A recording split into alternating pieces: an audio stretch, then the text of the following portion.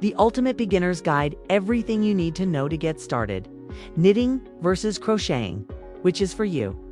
Ever dreamed of creating beautiful, handmade items with yarn? Whether it's a cozy sweater, a chunky blanket, or a cute little toy, the world of yarn crafts is incredibly rewarding. But where do you start? Knitting or crocheting? Today, we're unraveling the mystery. We'll explore the fundamental differences between these two amazing crafts. We will dive into their unique tools, show you how yarn behaves in each, and give you step-by-step instructions to make your very first stitches and projects. Let's get crafting. Section 1. Knitting versus crocheting. The core difference.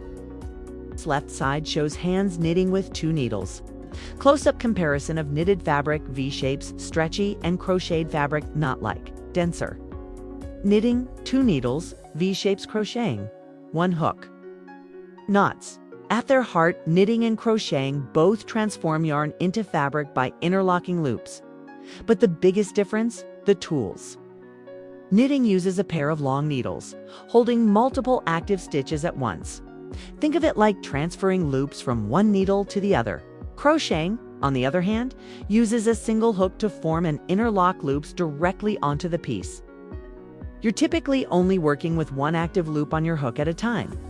This fundamental difference in tools creates very different fabrics. Knitted fabric is known for its elasticity and drape, often forming smooth V-shapes. Crocheted fabric tends to be denser, sturdier, and resembles a chain of small knots. There are various knitting needles: straight, circular, double-pointed DP ends. You can see how different sizes look. Knitting needles: straight, circular, DP ends. Let's look closer at the essential tools. For knitting, you'll encounter straight needles for flat pieces, versatile circular needles for both flat and seamless projects like hats, and double-pointed needles, or DPNS, for small circular items like socks. Needle size, determined by its diameter, directly impacts your stitch size and fabric. A close-up shows various crochet hooks: aluminum, plastic, wood, different sizes, crochet hooks, single hook, various sizes. For crocheting, you'll use a single hook. These come in many sizes and materials. Aluminum hooks are often recommended for beginners as they're easy to handle. The hook size is crucial, as it dictates your stitch size and fabric tightness. Shown here are some stitch markers: yarn needles, tapestry needles. A tapestry needle weaves in ends. Essential extras: stitch markers, yarn needles, scissors, tape measure. Beyond the main tools, you'll need stitch markers to keep track of your work, yarn needles, also called tapestry needles, for weaving in loose ends and seaming, and of course, sharp scissors and a tape measure for accuracy. Section 3. Yarn and fabric texture, drape, and usage. A side-by-side close-up of a knitted swatch and a crocheted swatch made with the same yarn weight. Shown is the density of the crocheted swatch. Knitted fabric is elastic, flowy, less yarn. Crocheted fabric, dense, sturdy, more yarn. While both crafts use yarn, how that yarn transforms is fascinating. Knitted fabric with its V-shaped stitches is highly elastic and flexible, perfect for garments that need to stretch and contour to the body, like sweaters and socks. It generally has a smooth, lightweight, and flowy drape, and typically uses less yarn than crochet for similar projects. A crocheted swatch, highlighting its texture and knot-like appearance. You can create structured crocheted items as well. Crocheted fabric with its chain of knots appearance is denser and generally less stretchy. This makes it ideal for structured items like baskets, bags, or sturdy blankets. A key point for crocheters: it typically uses about 25 to 30% more yarn than knitting for the same project size due to its bulkier stitches. A quick visual summary of the table from the initial report, highlighting key differences. Knitting versus crocheting. Stitch appearance, V-shapes versus knots, chain of knots.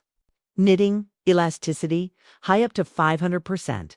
But crocheting has lower elasticity, but much sturdier. Knitting drapes, smooth, flowy, lightweight, crochet, thicker, texture, denser. Yarn consumption, knitting, less yarn while crocheting uses more yarn. Approx. 25 to 30% more. Knitting is best for garments.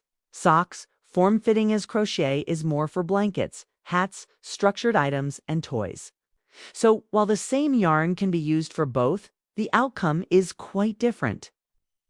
Understanding these characteristics helps you choose the right craft for your desired project. Section 4. Choosing your first craft. Crochet is often easier to start, but knitting offers unique flexibility for garments. For beginners, crochet is often suggested as a starting point because you are only managing one active loop on a single hook, which can feel less daunting. Knitting with its multiple active stitches might seem more complex initially, but it offers unique flexibility, especially for garments. Shown are examples of projects better suited for each. A drapey knit shawl versus a structured crochet basket. Ultimately, the best choice depends on what you want to create. If you dream of a flowing sweater, knitting might be your path. If a sturdy basket or plush toy calls to you, crochet is a fantastic fit. Section 5. Knitting for absolute beginners, ready to knit. Grab a pair of US size 7 or 8 needles and some light-colored worsted weight cotton yarn. Cotton is great for practice projects like dishcloths. Making a slip knot, step-by-step demonstration. Yarn, path, and tightening. Step 1. Make a slip knot. There are many step-by-step images online that will help you practice this at your own pace. Leave a yarn tail about 3 times your project's width. Form a loop, working yarn over the tail. Insert your needle, pull the working yarn through, and tighten. This is your first stitch. Again, take the time to practice each stitch over and over again. I have included several images that will lead you to resources that will help you find your best learning method. Casting on long tail, step-by-step demonstration. Show hand positions clearly. Place the slip knot on your right needle. Hold the long tail in your left hand, like a slingshot. Slip the needle under the left finger loop. Grab the working yarn, pull it through, and slip the loop off your finger. Gently pull to create a new stitch. Repeat for about 12 to 16 stitches for practice. The knit stitch step-by-step demonstration. Show needle insertion front to back and yarn wrap counterclockwise. Step 3. The knit stitch or K-stitch. The knit stitch creates those V-shapes. Insert your right needle through the first loop on the left needle, front to back. Wrap the working yarn counterclockwise around the right needle. Pull the right needle back through the loop, bringing the wrapped yarn with it. Slip the original loop off the left needle. Repeat across the row.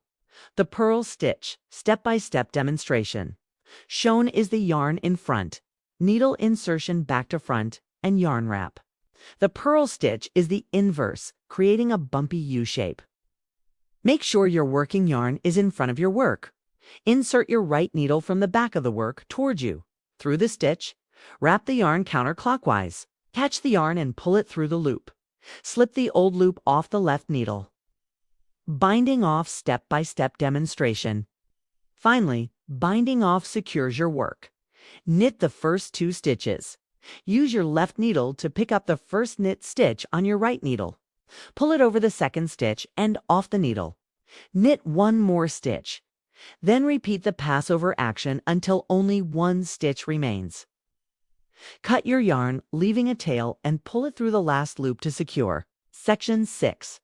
Your first knitting project shown is a finished simple knitted dishcloth and a simple garter stitch scarf.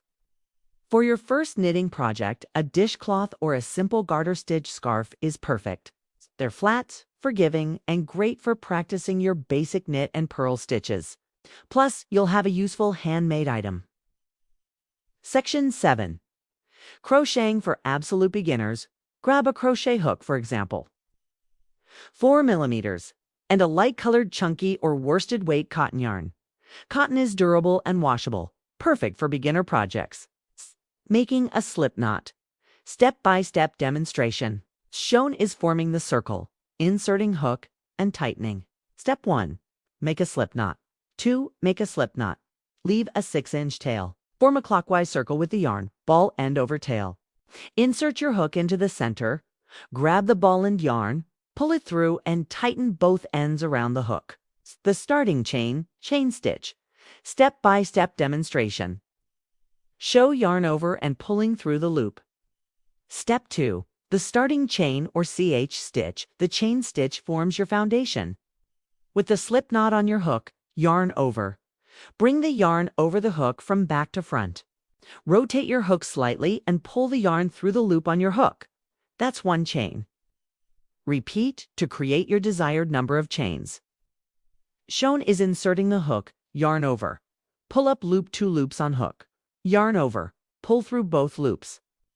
Step 3. The single crochet or SC stitch. The single crochet is a dense basic stitch. Insert your hook into the second chain from the hook.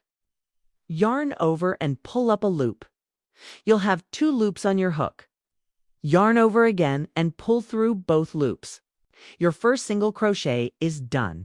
Continue across your chain. A double crochet or DC stitch. Step-by-step demonstration. Shown is yarn over. Insert hook. Yarn over. Pull up loop. 3 loops on hook. Yarn over. Pull through 2.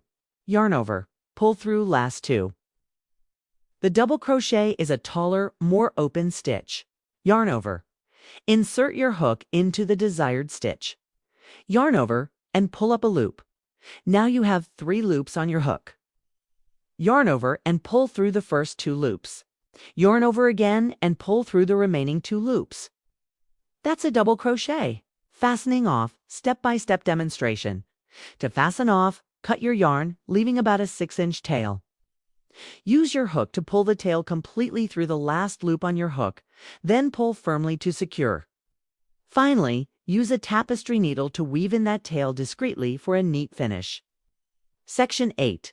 Your first crocheting project shown is a finished, simple crocheted coaster and a simple single crochet dishcloth. For your first crochet project, a simple coaster or dishcloth is fantastic. They're small, quick to complete, and perfect for practicing your chain, single and double crochet stitches.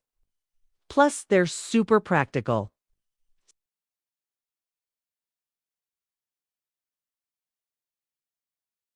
Section 9. Common beginner challenges and smart solutions hands struggling with tight stitches. A swatch with uneven edges, accidental increase, decrease. A dropped stitch in knitting. Challenge 1. Inconsistent tension, challenge 2. Counting stitches, challenge 3. Dropped stitches. Every crafter faces challenges. One common issue is inconsistent tension. Stitches that are too tight or too loose. The solution. Relax your grip, practice mindfulness, and don't be afraid to try a different hook or needle size.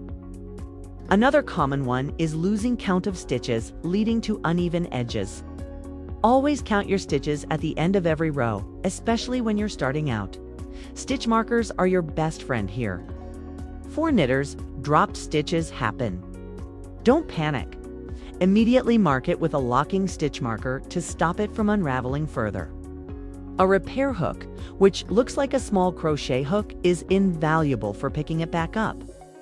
Shown is a frogged unraveled project. Solution: embrace frogging. Solution: practice and patience. And finally, the most important tip: don't be afraid to frog your work. That means unraveling it and starting over. It's a normal part of learning and leads to faster progress and better results. Practice truly makes perfect. Consistency in your stitches and tension will develop over time. Embrace mistakes as learning opportunities, and most importantly, have fun. Soon you will have a beautifully finished knitted and crocheted item. Your crafting journey starts now. Whether you choose the rhythmic dance of knitting needles or the satisfying pull of a crochet hook, both crafts offer endless possibilities for creativity and relaxation. You now have the foundational knowledge to begin your own crafting journey. Tell us in the comments, which craft are you most excited to try first? Happy crafting, and I'll see you in the next video.